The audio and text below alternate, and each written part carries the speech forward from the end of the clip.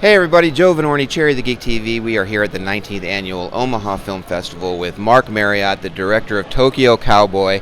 Welcome to the Omaha Film Festival and welcome to Cherry the Geek TV. Thank you so much. Tell us about the genesis. Well, first give people a sense, a quick synopsis of what Tokyo Cowboy is about, and then how did you come up with, what about this story inspired you and made you want to be the one that directed this story? Yeah, so Tokyo Cowboy is a fish out of water story about a Japanese businessman who goes to a cattle ranch in Montana to improve it.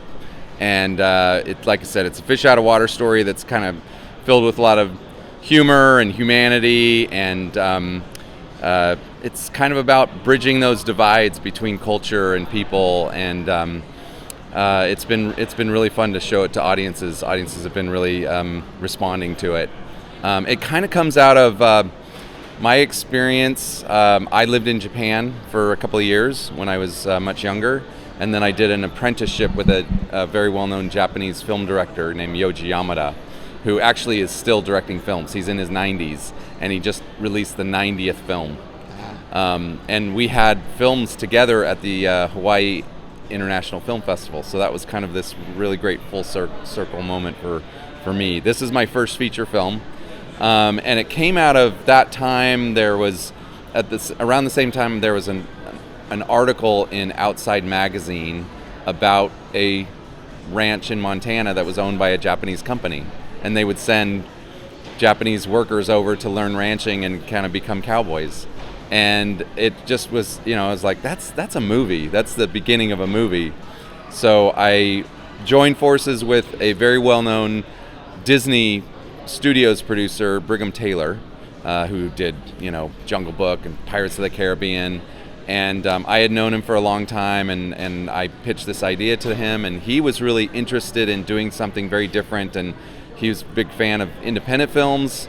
And so we joined forces and developed this story together, and we're really kind of looking at it in terms of, what's the best story to tell about this character's journey.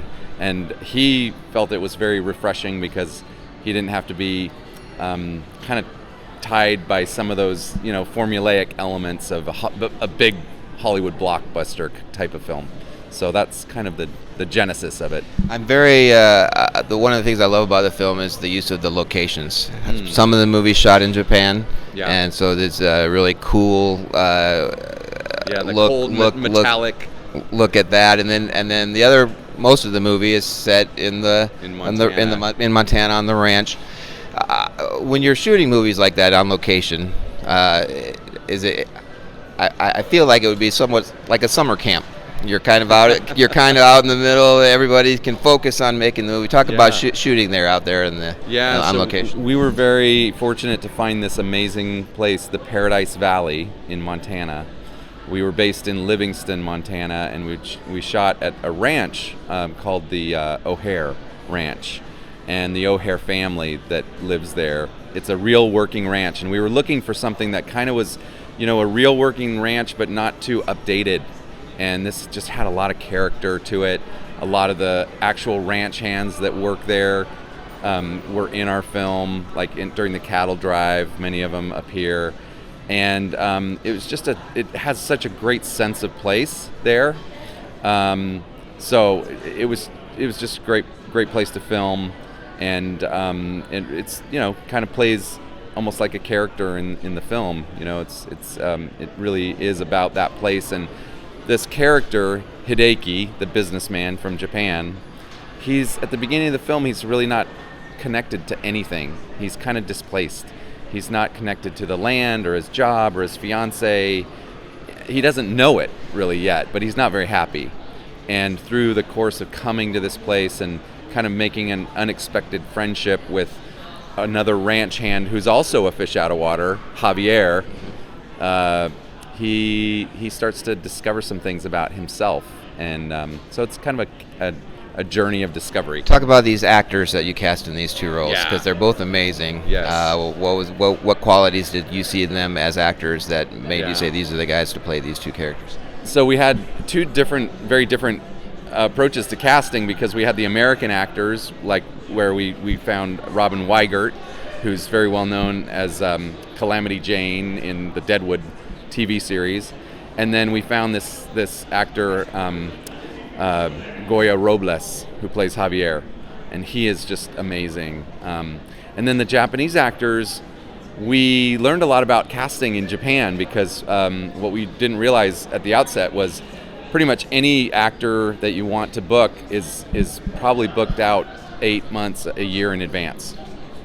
And so our first choice for this role was Arata Ayura. Just a really naturalistic actor. He's so good in this film. And we approached him, we got the script in his hands, he came back like right away and said like, I want to do this. But we wanted to shoot in September, and he's like, but I'm not available till May of next year.